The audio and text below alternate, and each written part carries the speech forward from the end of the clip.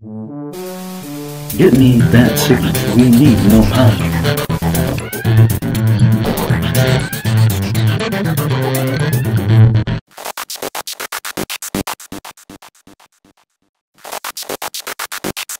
No, it stemmed from a William Brinkley novel, which was based more on the Cold War. Is it the last?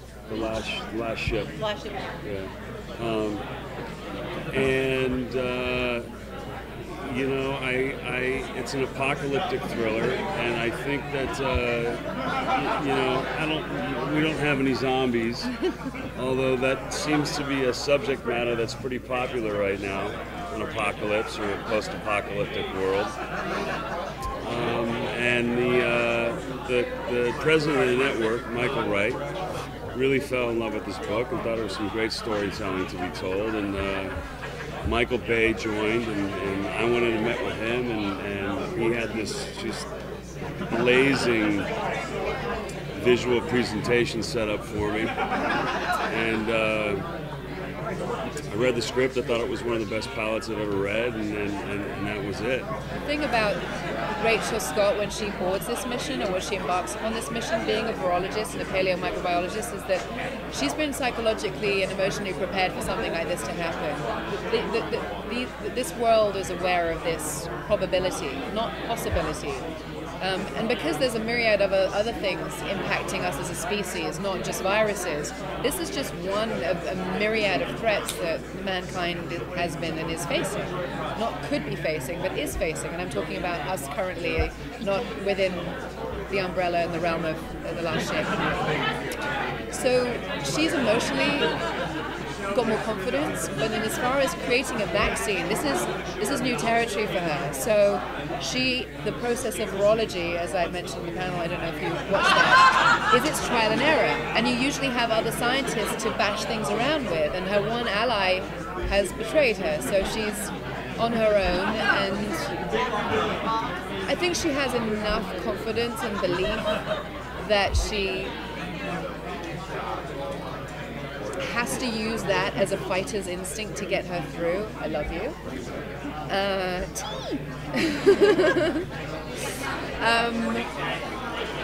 No, but she's very vulnerable and and I think very forthcoming about the fact that you'll see down the road that she has to say this is a process and it's about trial and error. I don't think she's trying to hide anything at this stage because it's not going to get her anywhere. But no, it would be a very strange thing, I think, if she thought she had a shoe in with. It's like, listen, just give me a few weeks and I know I've done this before. She's never done it before, so you got to have that doubt, or else,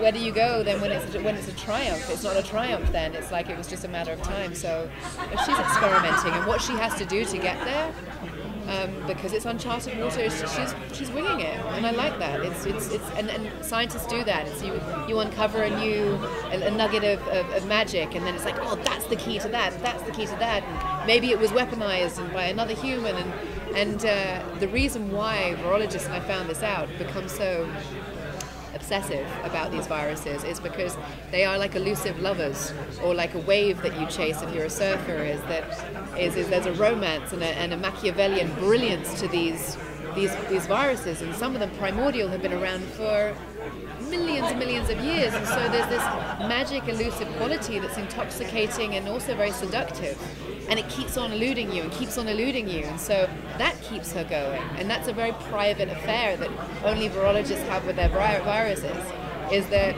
on that level alone, the kind of addictive sort of sadomasochistic relationship keeps her connected to it. So it's a magical journey that evolves as we go along. You know, there's no government. He's never going to fleet up. He's never going to become a commanding officer. He's always going to be an XO. So there's going to be a lot of not resentments built up there, but there's going to be a lot of animosity that's created, a lot of friction that's created based on the fact that I'm always going to be his CO, he's always going to be my XO. And while we do have a good relationship, he doesn't always agree with some of the decisions I make, you know, and I think that's going to continue on for the rest of the season. And now season 2. Certainly in the early going of this show, Mutiny is out of the question. We have to save the world first. So the dynamic between Slattery and Chandler is one of peers among peers, mutual respect. Obviously the captain has the final say.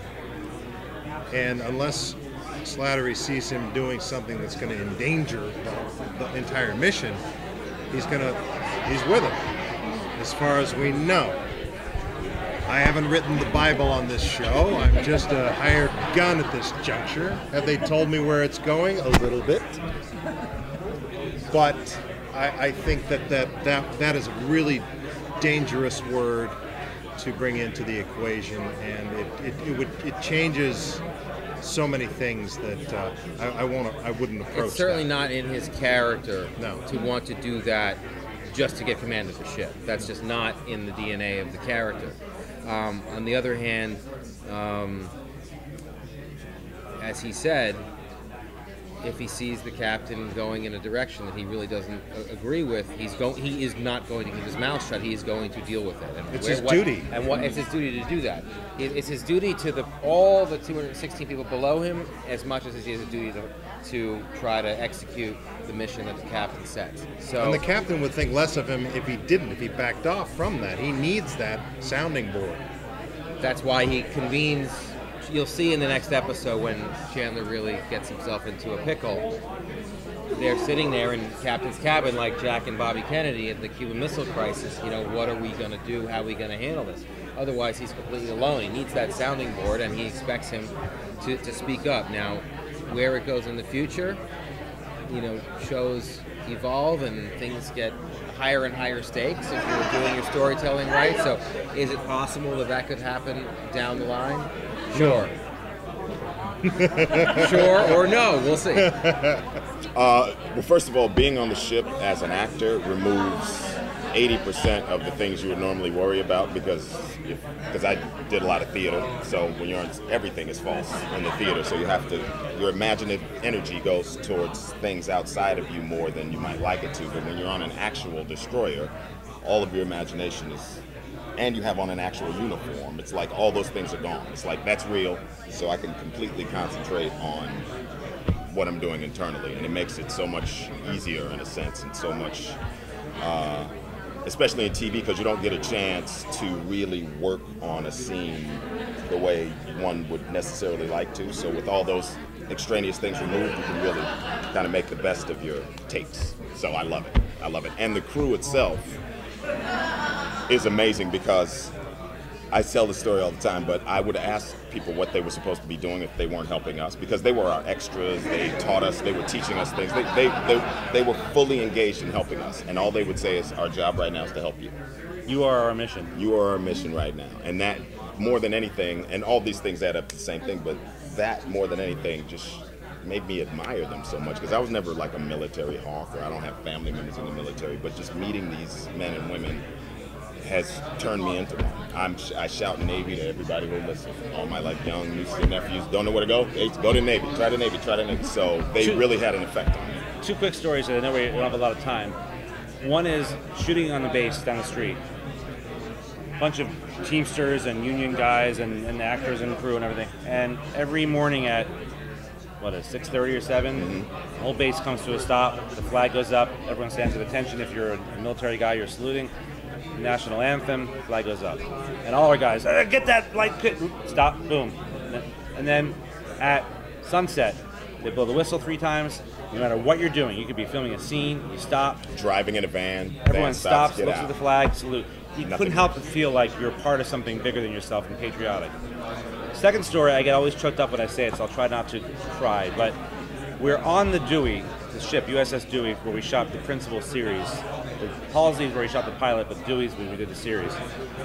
And we're in the mess decks, which is the cafeteria. And we're filming a scene, and all the monitors, TV monitors, are set for Nathan James. We're controlling them, but they're TVs. So in between takes, one of the officers turns the channel, because it's Final Four basketball.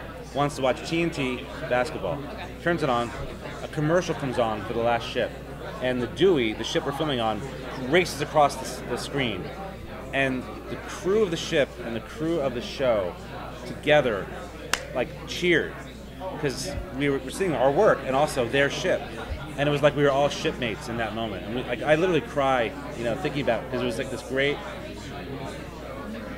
bond that we formed, because we're not here to like sell the Navy, rah rah. And I told them upright, we're not doing a commercial for the Navy. But if we do our job right, it'll be the best commercial you ever had, because you guys are effing heroes, and you guys are dedicating your life to serving others. And we see it during tragedies like hurricanes and typhoons, and we see it when we need to, get the guys who killed the people in Benghazi. Navy ship is right there. They are our ambassadors to the world, and they're also our protectors. And we just felt a lot of pride, and it kind of cross-pollinated. They felt proud to be part of what we were doing, and we felt proud of what they were doing. Well, my whole father's side of the family is military, so I've always had a tremendous amount of respect for the Navy. Now I just think they're cool. Yeah, it still hasn't set in for me yet, but the one thing that has is we got invited to our premiere in DC. And the Navy, there's a whole bunch of Navy men and Navy women that put on the premiere for us, and after the pilot episode, a captain and his two daughters came up to Christine Alomar, she plays the gay character, and the two daughters were crying, saying thank you for representing lesbian in the Navy. And to me, being on a show that has an impact on people, like our reach extends further than we know sometimes, and to know that we might be having a positive effect on someone's life, to me, that makes me go, hell yeah, season 2. It's that's the exciting part. Oh yeah, he's the Joker. Yeah, well, we have several Jokers on the set, and it's since it is such heavy subject matter, you have to keep it a little bit light in between takes, or at least in between setups. And we have a great group of people who work hard. They show up on time. They know their stuff, and everyone's in it for the long haul. All the cliches. I feel like I'm talking like a hockey player, Oh yeah, we all just we're committed to the team effort, and we need to score some goals, and we will hopefully at the end of 60 minutes have a victory. It's so cliches, but we really have this team effort. Everyone appreciates the job for what it is, and they have it. And they're going to make the most of it. It was the hardest show that anyone had ever worked on. Cast, writers, crew, for sure the hardest. Between shooting on the Navy ship and we had to shoot many of the episodes out of order and long hours and long, big scenes with 9 people in them, and every time you do a scene that has 3 lines, but you have 9 people have to react to it, you have to shoot all of them. And it was 130 scenes per script on average, and a typical show is like 45 or 50. That takes a lot of time, and so everyone was really had to work together, or it wouldn't have we're worked. doing 3 scenes from episode 9, 3 scenes from episode 4, and a scene from episode 2. Today, right? Today? Okay. Where was I that day? And the continuity was powerful. I think an issue that comes up a lot is we start running out of men, and we have to start using a lot of our men that aren't qualified or trained. So in these situations and circumstances, people have to step up. And when people step up out of their comfort zone, it's not an easy task for them. So there's a lot of times as the season progresses where you have some characters battling this true challenge of who they want to be, but not knowing if they can amount up to that. So there's a lot of inner conflict that happens between characters, and how do you support that? How do you cultivate that? How do you motivate that? How do you support failure? Like there's a lot of situations that we tap into. Well, we got to test the vaccine on some monkeys. The vaccine is still in the process of being made. The Russians come back, so we got to handle the Russians. And that's as far as I can go without completely blowing it for you. But we do hit land at the end of the season. We do hit land.